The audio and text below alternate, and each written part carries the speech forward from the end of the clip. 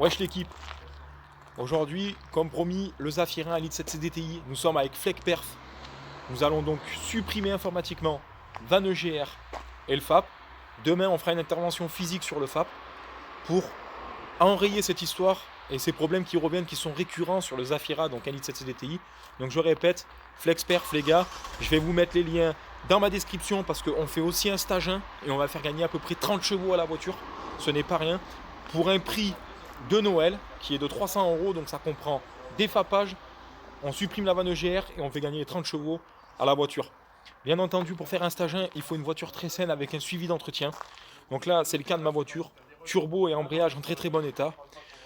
C'est pas négligeable sur une grosse voiture comme ça de gagner un petit peu en chevaux, ça va me permettre d'avoir un petit peu plus de couple et tout ça dans l'école, ce qui n'est pas négligeable pour une voiture qui est de ce gabarit-là avec beaucoup de poids.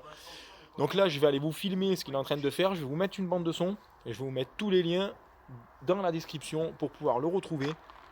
Il est situé pas très très loin de chez moi, c'est bien, c'est à moins de 30 minutes.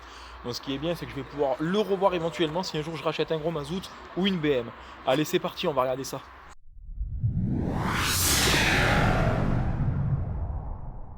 Série de chiffres et chaque en fait Opel, tu vois, Zafira est propre à chacun. Donc là le truc que tu as là en hardware, c'est que toi qui l'as. Peut-être qu'il y en a un en France qui a le même, mais c'est rare. Ça marche. Donc là on va travailler sur le fichier, sur ton fichier d'origine à toi. C'est pas un truc copier-coller, qu'on a plein aussi qui pensent qu'on prend des trucs de. C'est pour ça qu'on marque sur mesure. Ok. Que je marque sur mesure sur le site parce que c'est par rapport à ton fichier à toi. Je peux pas le mettre dans un autre Opel, toi. C'est cool.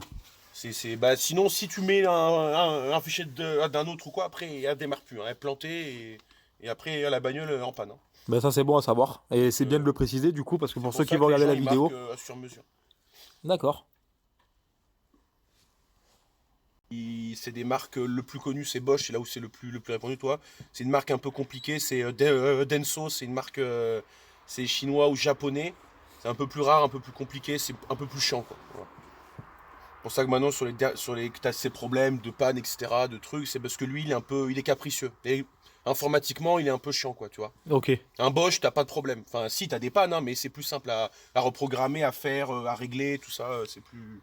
C'est pour ça que je pense qu'eux, ils ont beaucoup de problèmes de fin. Ouais, ouais.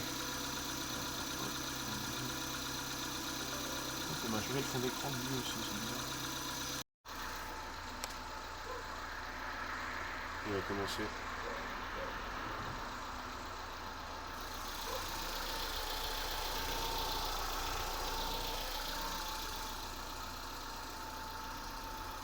De charge parce qu'on a besoin de. Pour pas que ça plante justement, il faut être au-dessus de 12 volts ou 13 volts en général.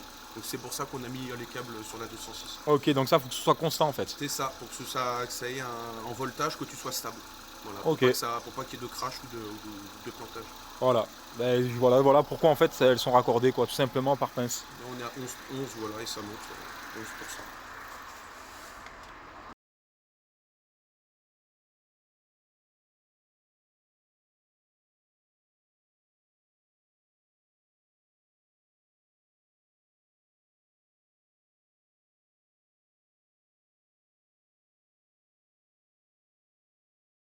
Nous voilà dans la fosse du cousin pour pouvoir faire un défapage physique du Zafira.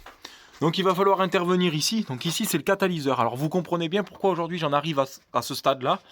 Parce que vous avez déjà ici le catalyseur qui retient une bonne partie des gaz. À ça vous ajoutez un FAP plus un silencieux. Imaginez-vous l'usine à gaz que c'est. Donc là on va intervenir physiquement. Et puis je viens de me rendre compte que j'ai peut-être un petit sointement au niveau de la boîte de vitesse.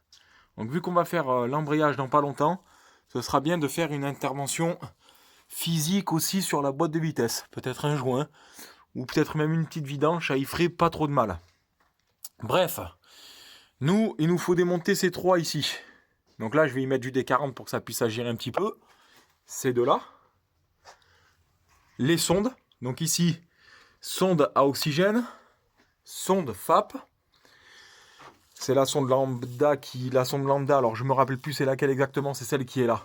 Donc on va avoir la sonde lambda aussi à démonter, celui-là, ainsi que celui-là. Et nous, on va intervenir sur lui. On va le vider. Donc il va falloir que je décalote et que j'enlève à l'intérieur le nid d'abeilles pour que celui-ci puisse fonctionner convenablement après le défapage informatique. Donc là, on va mettre un petit coup de D40 partout. L'assistante qui est ici. Le zinc, il est là-bas. Là, je commence par mes sondes. Parce que j'aurais pu mettre un coupe tube, mais j'ai envie de garder mes sondes. Sachant qu'elles ont été faites il n'y a pas longtemps, elles doivent se démonter toutes seules. Ici, donc vous avez celle-là. Vous avez, ça c'est une sonde à oxygène pour le catalyseur. Hop, là vous avez le FAP, pardon. Là vous avez la sonde lambda et là vous en avez une autre. Donc il faut que je démonte ces trois-là. Ensuite celui-là. Et ensuite l'intervention se fera ici. Et vous terminez par le support, celui-là. Parce que celui-là, au moins, vous maintient tout pendant que vous démontez les autres. Ici, vous avez la sonde lambda. Hop. Et là, vous avez des sondes à oxygène. Celle-là, c'est celle pour le FAP. Savoir si votre FAP, il est bouché. En fait, ça lance la régénération et tout le bordel. Et ça. Voilà. Alors, je sais pas exactement comment ça fonctionne. Je veux pas rentrer dans les détails. Donc là, on va commencer par démonter celui-là. Celui-là, ici, il a été soudé, malheureusement, par l'ancien propriétaire. Donc, on va le dessertir ici au niveau de la durite. Hop, tout simplement. Comme ça. Le voilà démonté. Donc là, ici, nous, c'est ici qu'on va intervenir. Ne découpez pas une grosse plaque entière. Parce que sinon, quand vous allez vouloir le remettre, le ressouder, ça va tomber dedans. Décalotez-le comme un ouvre-boîte. Comme ça. Vous voyez mon traçage? Comme ça. Comme ça. Et après, vous l'ouvrez. Et vous videz le dedans. Guidez-vous avec ça. Guidez-vous avec le renfort, là. Pour souder, ce sera plus facile.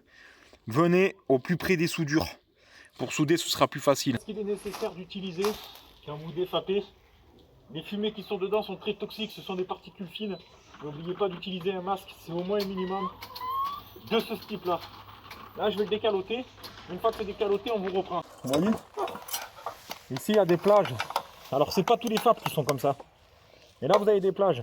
Et quand vous avez des plages ici, normalement, dans le tube, vous avez une grille. Donc ça, on va le démonter. Ça, poubelle. Et faites gaffe à ces saloperies. Une fois que ça c'est vidé, on referme, on ressoude. Mais voilà l'importance de couper comme ça. Comme ça, vous pouvez le remettre en place et ressouder. Bon, vas-y, dis quelque chose pour les abonnés. Vas-y. Je t'arrache le soulier. Soulier ganache. Bon, regardez le zinc. Tac. La famille. Et voilà comment c'est un FAP dedans.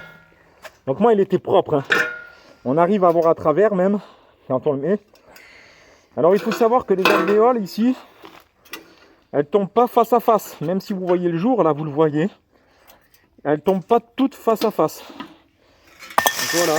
En gros, ce qu'on a retiré du FAP. Donc là, physiquement, ça y est, on peut plus faire machine arrière là. On lui a débouché le trou de balle. Donc là, elle va respirer. Hein. Trou du cul en full. Reste le catalyseur que je supprimerai une autre fois. Trop loin de toute façon, comme ça, t'es sur de l'alu.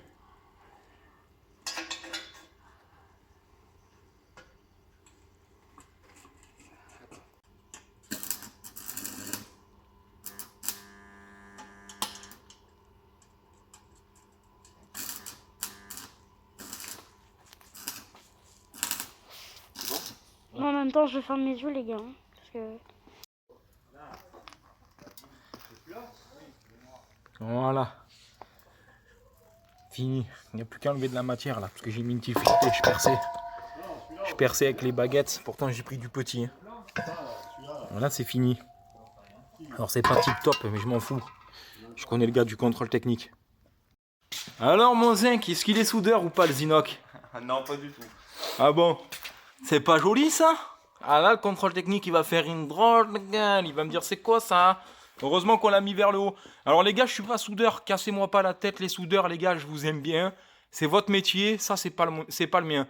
J'aurais pu l'emmener chez un soudeur. Moi, j'ai pas envie de payer une soudure, ça me casse la tête. J'ai mes plans pour passer au contrôle technique. C'est étanche, ça fuit pas, il n'y a pas de trou. Là, bon, on a dû faire comme on a pu. J'aurais pu mettre un coup de meuleuse, mais j'ai pas envie, je vous le dis franchement. C'est un défapage à l'africaine, à la Wastamana Ganja, ça va fumer derrière. Mais on s'en bat les couilles. Nous, on remonte après piétole. Ça, là, subi un Stagin. Donc, 175 chevaux. Grosso modo, on l'a pas passé au banc. Bientôt passage au banc. On verra combien elle sort. Donc, Stagin, suppression EGR, suppression FAP. Oh, vous voyez ma cervelle s'envoler. Sans bonnet, sans casquette, c'est rare. Je vous le dis, moi, les gars. T'as plus de bras ou quoi? Ah, j'ai plus de bras. Bah, en même temps, vous travaillez depuis tout à l'heure, donc... Le Gibraltar, c'est mort sur le Zafira. Donc ça, c'est un 2011, un litre 7 CDTI, hein, je précise. Même combat pour le 1 litre 9, voire pire. C'est des putains d'usines à gaz. Donc c'est pas la peine d'y penser. Ça se joint là vers le bas, comme ça. Attends, Hop. Fred. Voilà. Et lui, Gibraltar, c'est mort. Ah. Donc ça, c'est pareil. Normalement, tout sert au couple. Il y a toujours un couple là-dessus. Moi, je m'en fous. J'écrase. Et on verra bien. Ça, c'est du bon travail, les gars. T'as raison, Eva. Nous, on travaille, nous. Roumain, pacatou, marron chaud. Faites les sondes, Même moi, je là. sais même pas ce que c'est. Le fait est que ce soit tout désactivé. C'est pas grave. Les sondes, il faut quand même les remettre. C'est juste une histoire de contrôle technique. Les sondes. Mais à la base, vous pouvez les enlever si vous connaissez le mec. Voilà, c'est juste pour éviter d'avoir des soucis. Bon, là, c'est bien étanche. Le joint, il a bien été remis. Refermez bien, hop, les 4 ici. Tac, voilà. Donc là, il y a le catalyseur. Hein. Je rappelle que celui-ci, il a une sonde aussi. Le catalyseur, c'est comme le FAP. Le nid d'abeille, il est exactement pareil. Sauf que les alvéoles, elles sont pas décalées, elles sont face à face. Donc là, on referme le collier. On a tout remis les sondes en place pour le contrôle. Donc là, les soudures, je les ai bien faites vers le haut. Du coup, ça se voit pas. Bon, le contrôle technique, il faut qu'il passe la main pour le voir. Mais là, si vous regardez bien, hop, ça se voit pas. Vous voyez? Pourquoi il est important de décaloper vers le haut? Contrôle quand même, si tu veux. Normalement, il ne devrait pas y avoir de voyant, parce que j'ai fait supprimer informatiquement tout ça. Et pas de souci de démarrage. Hop là, voilà. Donc là, celui-ci, c'est bien rééteint. Hein. Et là, normalement, les gaz, ils sortent beaucoup mieux. Tu veux que j'accélère?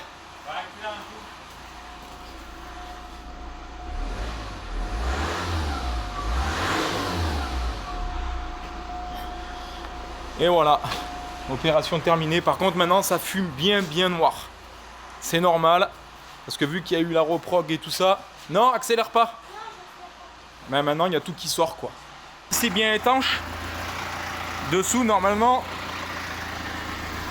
Vas-y, mon zinc. Hop, c'est pas étanche. Par contre, elle fume bien noir. Hein. Ça, il n'y a pas de problème. Hein. Hop là, bon, mais mes soudures sont pas trop étanches, mais bon, c'est pas grave. Et là, du coup, ça chauffe beaucoup moins. Avant, ça chauffait de ouf. Mais quand je vous dis de ouf, ça chauffait, c'était un truc de dingue. Là, maintenant, ça chauffe plus du tout, quoi. Donc, tout est bien branché. Nickel. Bon, ben, on regardera c'est quoi cette fuite dans un prochain épisode, là, ce sointement. Je pense que c'est un joint de carter de boîte. De toute façon, on va faire un embrayage dessus. Donc, il est pas mort, hein, mais c'est juste pour le faire, quoi. Alors là, il y a un truc à savoir, les gars, aussi. Un truc qui est sûr, c'est que vous allez vous bouffer une opacité au contrôle technique. Ça, c'est sûr et certain quand tu vas mettre la sonde dans le pot par rapport aux caractéristiques qui ont été intégrées dans le calculateur d'origine pour la pollution, etc. Vu qu'il n'y a plus de FAP et tout, là, vous mangez une opacité. C'est sûr et certain. Donc, après, à vous de trouver le bon contrôle technique.